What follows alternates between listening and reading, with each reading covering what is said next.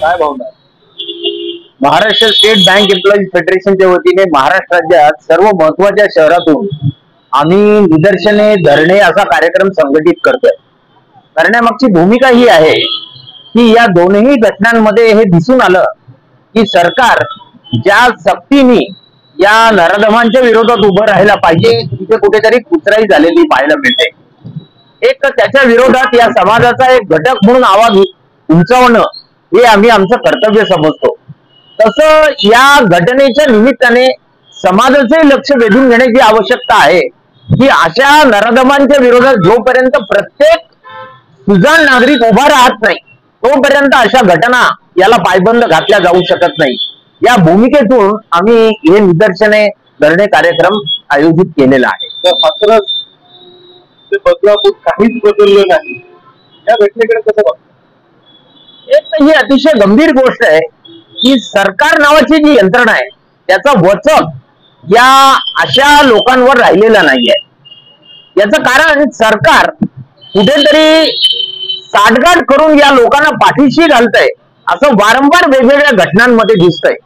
बदलापूरच्या घटनेनंतर देखील पोलीस तक्रार दाखल करून घेत नाहीत किंवा त्या शाळेवर ताबडतोब कठोर कारवाई केली जात नाही। हे कशाचं द्योतक आहे? एकीकडे लाडक्या बहिणीची भाषा करायची आणि दुसरीकडे त्या बहिणींच्या सुरक्षिततेकडे दुर्लक्ष करायचं, हे अतिशय गैर आहे आणि याच्यावर कुठेतरी दबाव आणला पाहिजे ही आमची भूमिका आहे। तर आसाराम बापू हे कन्नड तालुक्यातील हातूर सगळे आरोपी मोकाट आहेत, कसं बघतो?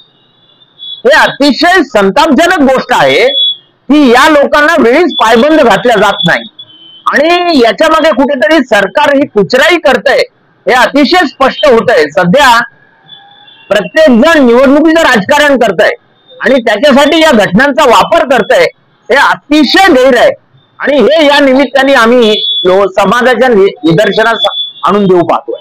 धन्यवाद सर। आपलं नाव? Devidas Tuljapurkar, general secretary, state secretary. तुझं नाव सांगा? माझं नाव comrade Shrutika Mohol, all India bank employees association, bank of Maharashtra, Aurangabad. Madam, Badlapur आणि कोकण तहसील घटनेची आपण आज निषेध करत आहोत, काय भावना, काय वाटतं?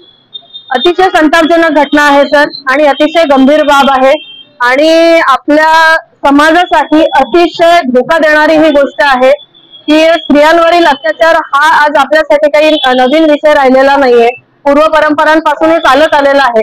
पण आज जर आपण इतक्या साक्षरता आपल्या देशामध्ये आहे, मुली बाहेर निघत आहेत, शिकत आहेत, डॉक्टर, इंजिनियर बनत आहेत, मुलांच्या बरोबरीने आज त्या काम करत आहेत। आम्ही सगळेजण बँकर्स महिला इथे जमलेलो आहोत, आम्ही सगळे पुरुषांच्या बरोबरीने काम करत आहोत।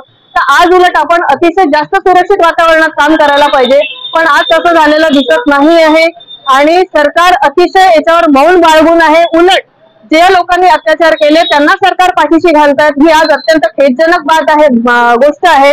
आणि मला असं वाटतं की प्रत्येक नागरिकाने विचार करायला पाहिजे की जेव्हा आपण मतदानाचा अधिकार बजावतो तेव्हा जात, धर्म, पंथ या सगळ्यांच्या पलीकडे जाऊन आपण ज्याला मत देतो आहे तो त्या योग्यतेचा आहे का हा प्रश्न सगळ्या नागरिकांनी स्वतःला विचारला पाहिजे आणि सरकारने यावर गंभीरपणे पावले उचलावीत आणि जे नराधम आहेत त्या नराधमांना लवकरात लवकर फाशीची शिक्षा झाली पाहिजे किंवा जन्मठेपेची शिक्षा जरी झाली पाहिजे, ते समाजात वावरायला नको, कारण हे समाजासाठी हितकारक नाहीये।